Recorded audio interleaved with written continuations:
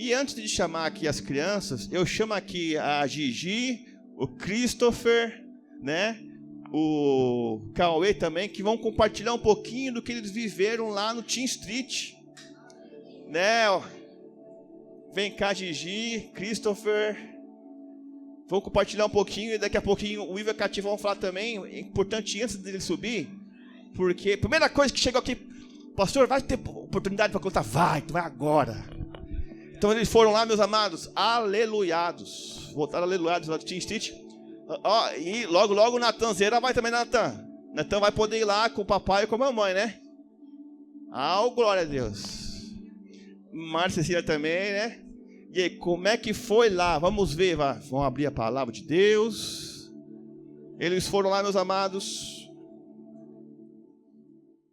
com os professores, os mestres, o Ivo, a Cati e o Israel. Já vão falar daqui a pouquinho já para nós. Eu primeiro?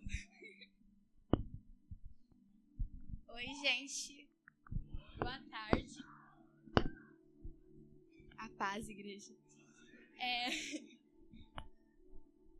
Pra mim foi uma experiência única ir pro Teen Street. No início, eu tava muito desconfortável.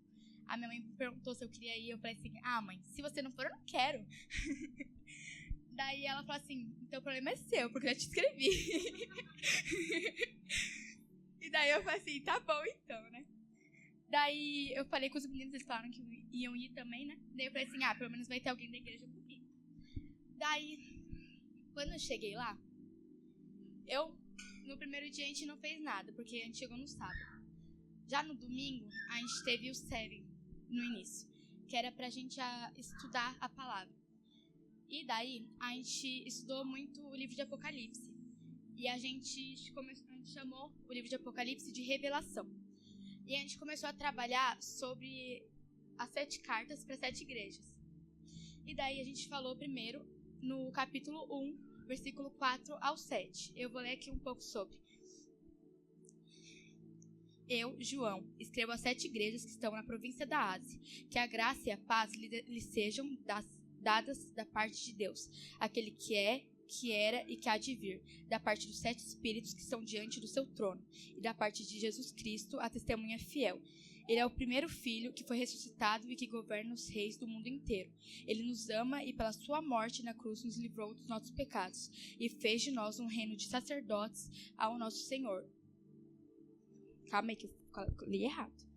De sacerdotes, a fim de servirmos ao seu Deus e Pai. A Jesus Cristo sejam dados a glória e o poder para todo sempre. Amém. Olhem, ele vem com as nuvens todos o verão, até mesmo os que atravessam com a lança. Todos os povos do mundo chorarão por causa dele. Certamente será assim. Amém. Essa foi a palavra que a gente estudou. Só que a gente estava falando com gringos. E eu não entendi muito. No início eu fiquei... Gente, não estou entendendo nada. Daí, até essa parte, eu não tinha sentido nada dentro de mim. E daí teve um teatro, que era um homem imitando João. E quando ele começou a falar, eu senti algo dentro de mim e eu comecei a chorar. E eu não conseguia parar. Eu senti meu corpo tremendo, um gelo subindo em mim. E eu comecei a chorar e eu não parava. E eu fiquei, Jesus, por que eu tô chorando? E daí a minha líder e a minha auxiliar, elas olharam pra mim e falaram assim, Giovana, por que você tá chorando? E eu não sei por que eu tô chorando. Foi algo que eu senti e eu só comecei a chorar. E daí, eu ajoelhei e eu comecei a orar, e eu não conseguia parar de chorar. E eu comecei a pedir perdão pelos meus pecados. Eu comecei a sentir que tudo que eu tinha feito... Eu senti um remorso dentro de mim por tudo que eu tinha feito. E eu só sentia a vontade de falar para Deus que eu queria me entregar para Ele. Abrir meu coração para Ele. E aquilo nunca tinha acontecido comigo antes. E eu senti que foi uma experiência única. E até aí foi só o primeiro dia. E eu já estava muito... eu tinha chorado muito. Eu já estava muito feliz. E eu fiquei assim, imagina os próximos dias. E daí, chegou o segundo dia que eles falaram sobre... Calma aí. Eu vou falar sobre tudo, gente. Eu tenho que escutar bastante coisa. pra gente. E eles falaram assim, que essa chave era a chave pra gente abrir nosso coração pra Deus. Que eles iam explicar como que a gente tinha que conversar com Ele, que a gente tinha que ter intimidade com Ele. Que a gente tinha... Ai, gente, calma aí que eu tô ansiosa. Foi isso. Na primeira parte que eles mais explicaram, eu entendi melhor. Daí, a gente começou a falar sobre as 7 igrejas. Deixa eu achar.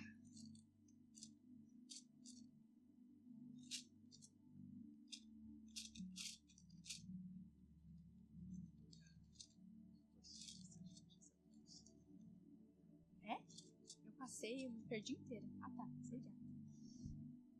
Tá. A gente começou pela igreja de Éfeso. E eu não conhecia. A única que eu conhecia era a Filipenses, não sei se é, acho que é. É a Filadélfia, errei. E a Laodiceia. Eram as únicas que eu conhecia. Só que eu não sabia falar sobre elas. E começaram a falar sobre as igrejas e eu falei assim, ué, que igreja é essa? Eu não conheço. E daí a minha líder falou assim, vocês conhecem as 7 igrejas? Eu falei assim, daí eu comecei a falar católica, evangélica. Daí a minha cara falou assim, não, Giovana, não é isso. E daí me explicaram que as cartas para 7 igrejas não é só para as igrejas como era pra gente. Porque nós somos a igreja, nós constituímos a igreja. E a partir daí eu comecei a entender que cada uma dessas cartas era para um certo tipo de pessoa. E eu vou ler um pouquinho, só uma partezinha sobre cada uma, porque se eu ler muito é muita coisa. A mensagem à igreja de Éfeso. Ao anjo da igreja de Éfeso, escreva o seguinte. Esta é a mensagem daquele que está segurando as 7 estrelas na mão direita e que anda no meio dos 7 candelabros de ouro. Eu sei o que vocês têm feito, sei que trabalharam muito e aguentaram o sofrimento com paciência. Sei que vocês não podem suportar pessoas, e sei que puseram à prova os que dizem que são apóstolos, mas não são, e assim vocês descobriram que eles são mentirosos. Ao meu ver, essa igreja, ela procurava muito a Deus. Só que também tinha as pessoas que eram mais afastadas. Assim, se eu acabar bugando e confundindo essa igreja, vocês me avisam, tá? Porque eu tô meio avoada com isso daí.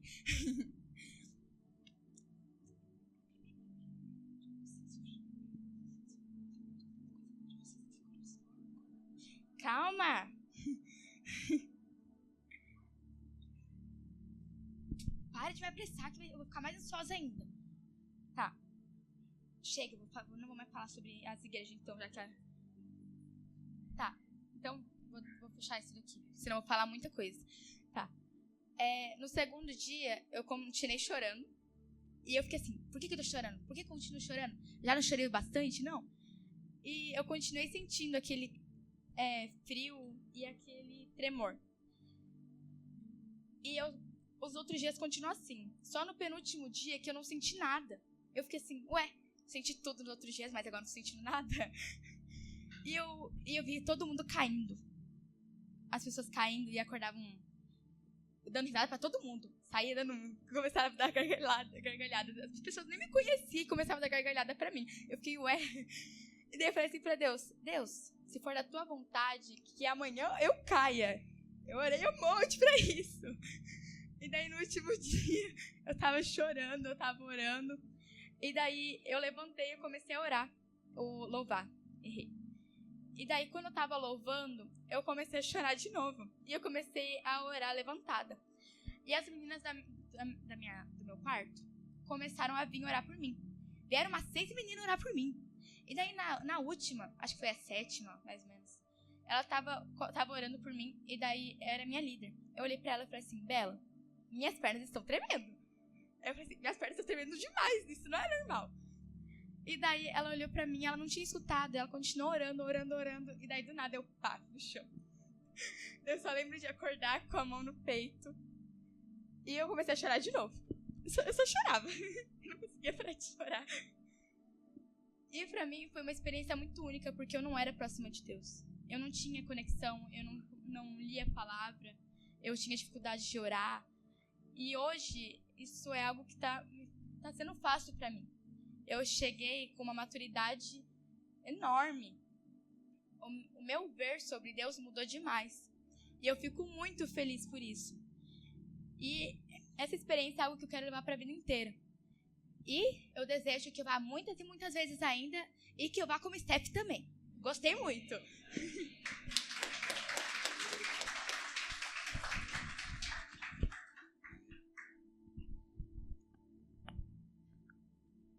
Boa noite, igreja.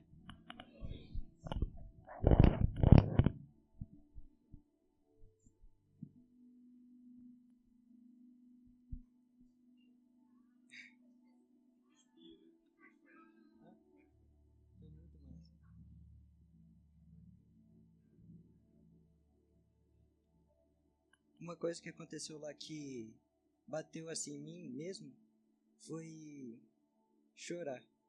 Porque eu nunca tinha chorado em nenhuma igreja. Mas não foi aquele choro lá de tristeza, choro de decepção. Foi aquele choro de alegria.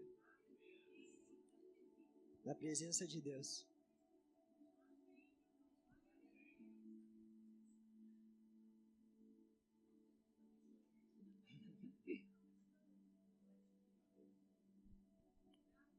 Foi muito legal lá. Lá a gente fez vários jogos, aprendemos mais sobre a palavra de Deus.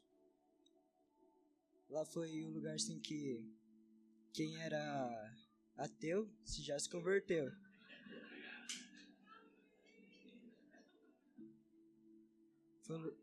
Foi o lugar que eu mais senti a presença de Deus em toda a minha vida.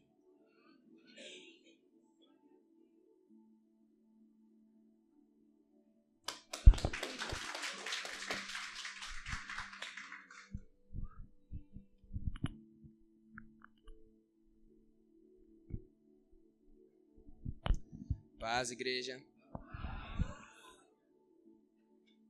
Vou ser rápido para não tomar muito tempo do culto, mas também vou ser específico, falar tudo o que aconteceu lá. Primeiro dia, como a Giovana disse, foi maravilhoso. Aprendemos no Seven sobre no começo de Apocalipse, sobre as 7 igrejas, sobre o teatro de um cara falando do começo da história de João. E foi fantástico. E já no primeiro dia já senti a presença de Deus. E foi maravilhoso. Eu não vou falar sobre todos os dias, mas só falo que foi muito bom. Mas 3 coisas que eu guardei de lá e que eu realmente quero levar pra minha vida, pra ver os meus filhos quando eu tiver.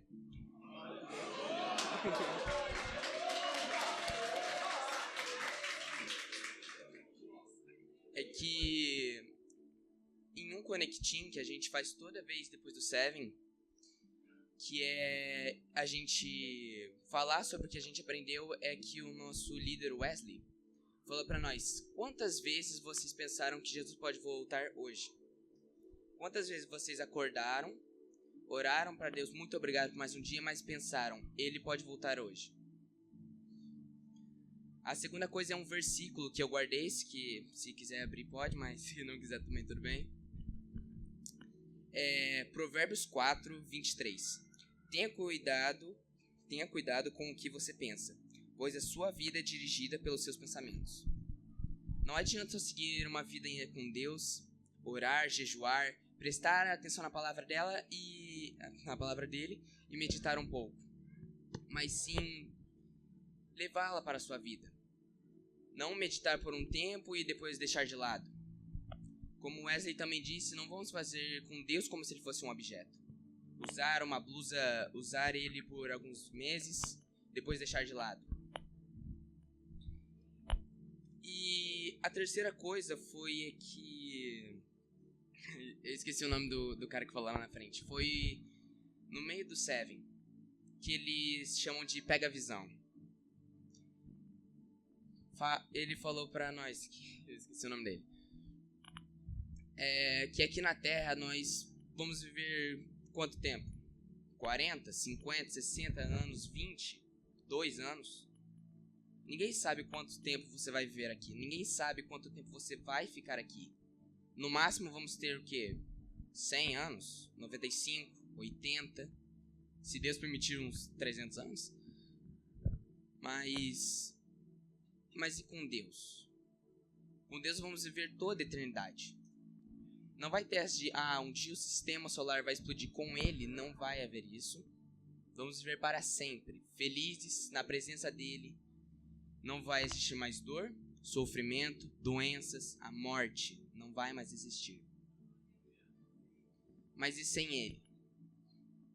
Quantos aqui estão dispostos a seguir no caminho dele? Quantos aqui estão dispostos a ouvir a palavra dele, meditar e realmente seguir a ele? Sem ele você vai viver não a eternidade, mas sim uma parte dela. Sofrimento, torturas, e um dia vai chegar a morte, mas a sua alma não vai poder descansar. Você só vai ser apagado da existência. Vai ser esquecido. E Deus vai viver a vida dele, só que não com aqueles que esqueceram dele, mas sim com nós. Não é mesmo? E uma pergunta para a igreja. Para cada um que está aqui ou para quem está em casa que vai para o YouTube depois. Quantos de vocês estão dispostos a seguir a palavra de Deus e a obedecer aos seus ensinamentos? Hein? E eu só queria fechar aqui dizendo: Deus te ama. Pode contar com ele como um amigo, como um pai, como um irmão e como tudo. Amém? Foi. Amém.